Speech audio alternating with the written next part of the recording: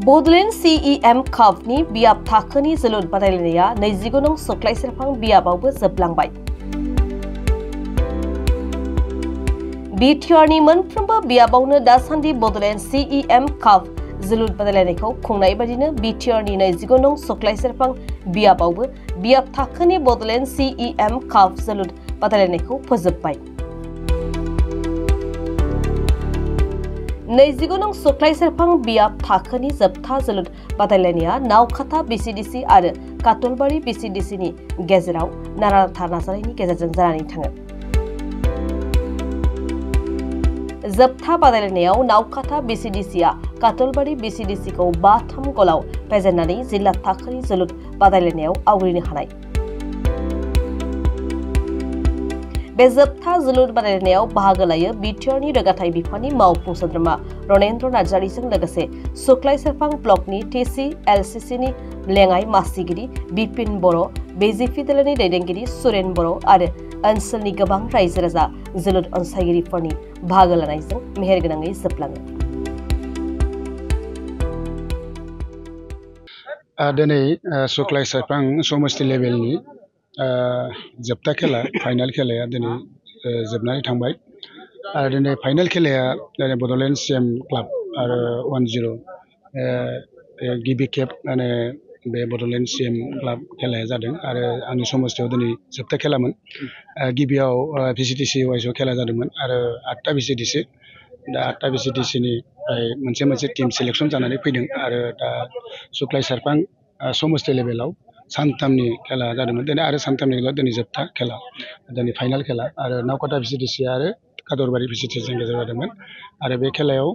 नावकाटा VCDCआ देरहानो हादों। दा दिनैहाय आङो गोजोनदों जे खेल जगतनि थाखाय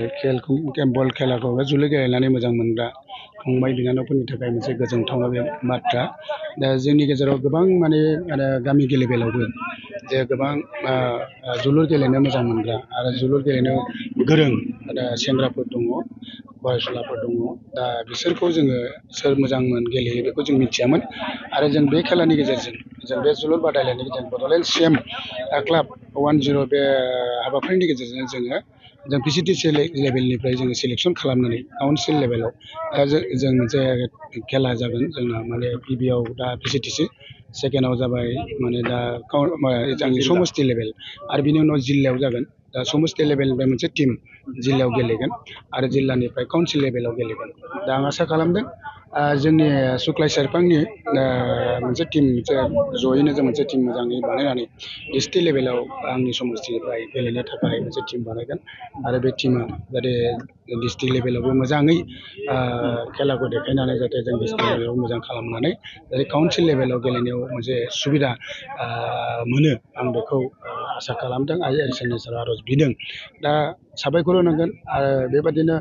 जोंनि गेजेराव BTC ओनसोलाव गोबां बिदिनो जोलुर गेलेनो मोजां मोनग्रा स्कप मोनाखैमोन। दा जोंबो मिथियामोन बबे डिस्ट्रिक्टआव बबे समष्टियाव साब्रैसो मोजां जोलुर गेलेनो गोरों मानसि बा सेंग्राफोर दङ। दा बेखौ एबार मिथिनो हासिगोन, बे मोनसे स्कप मोनसिगोन जोलुर गेलेग्रा फंबायमोनाबो जाहाथे गावनि मोनसे प्रतिभा गावनि रोंगौथिखौ देखायनानै मोनसे स्कप बिटिआर ओनसोलनि जोलुर गेलेनो मोजां मोनग्रा रायजो राजाफ्रा फंबाय बिनानावफोरनि थाखाय मोनसे मोजां स्कप बिटिआर प्रधान प्रमद बर' सारआ होदों। बेनिखायनो आङो गासैबो जोंनि बिटिआर ओनसोलनि रायजो राजानि जानानै आरो जोलुर गेलेनो मोजां मोनग्रा फंबाय बिनानावनि जानानै बिटिआर प्रधान प्रमद बर' सारखौ साबायखर बावदों। जोलुर गेलेनायनि गेजेरजोंबो जोङो गावनि देहाखौबो सुस्थ' लाखिनो हायो आरो मोनसे प्रमान होनो सानदों जोंनि बेवहाय जोलुर गेलेनानै दिनै हिनजावफोरनि मोनसे टिम दंमोन। फ्राय बे मोजां जाय जोलुर गेलेनानै गोरों हिनजावफोरा दा बिसोरो साख्रिबो मोनबाय। दा जोलुर गेलेनायनि गेजेरजों गावनि जिउबो खुंनो हायो आरो आं आसा खालामदों बिटिआरनि जा चिफ प्रमद बर' साराबो बिनि गेजेराव बिटिआर ओनसोलनि गेजेराव खैजन मोजां जोंनि जोलुर गेलेनो मोजां मोनो गोरों दा बिसोरखौ सायख'नानै आरो मोनसे सिमां लादों जे BTCनिफ्राय गुबुनाव गेलेहोनानै जाहाथे BTCनि बा बिटिआर ओनसोलनि रायजो राजाखौ मोनसे नाम खालामनाय आरो बिनि गेजेरजों जिउखौबो खुंलांनो हानाय बेबस्था होनायनि मोनसे सिमां लादों। बे सिमाङा मोजां सिमां आरो बेखौ बयबो सापर्ट खालामदों, आंबो बेखौ मोजां मोनदों। सुक्लाय सेरफां समष्टि हिसाबै जों दिनै जोंनि जि जोबथा बादायलायनाय खेला फाइनाल खेलाखौ जों खुंफुंबाय आरो बे जोबथा बादायलायनायाव जोंहा माने नावकाटा भिसिडिसि आरो खातरबारि भिसिडिसिआ माने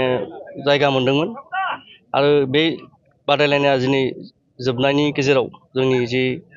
समष्टि लेभेलाव खेला होनाय जि हाबाफारि बेयो जोबनानै थाङो जों सानथामनि हाबाफारिजों बे खेलाखौ खुंफुंदोंमोन आरो जोंहा 9टा भिसिडिसि दं जोंनि समष्टियाव दा बे 9टा भिसिडिसिनिफ्राय माने जोंनि गासिबो टीमा जोंनि बे खेलायाव बाहागो लादोंमोन गेलेनायाव दा बे गेलेनाय बाहागो लानायनि गेजेरजों गोबां जोंनि गामि ओनसोलनि माने गेलेनो मोजां मोनग्रा बा गोदानै गेलेनो फुटबल गेलेनो आवगायबोनाय गथ'फोर सेंग्राफोरा बे माने गेलेनायनि गेजेरजों माने खाबु मोनदों आरो आं साबायखर जासिदों जोंनि माने बिटिआरनि CM प्रमद बर' बिथांनि जि नाजानायाव गिबि खेबनि थाखाय जि बड'लेण्ड CM काप माने 2025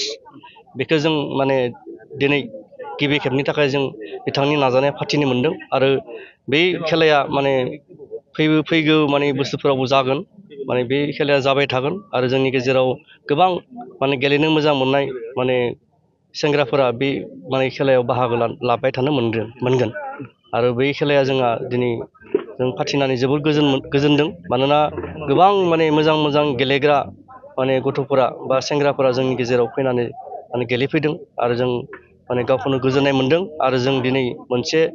टीम जों बानायनो खाबु मोनदों आरो जाय टीमा जों सुक्लाय सेरफां माने समष्टिनिफ्राय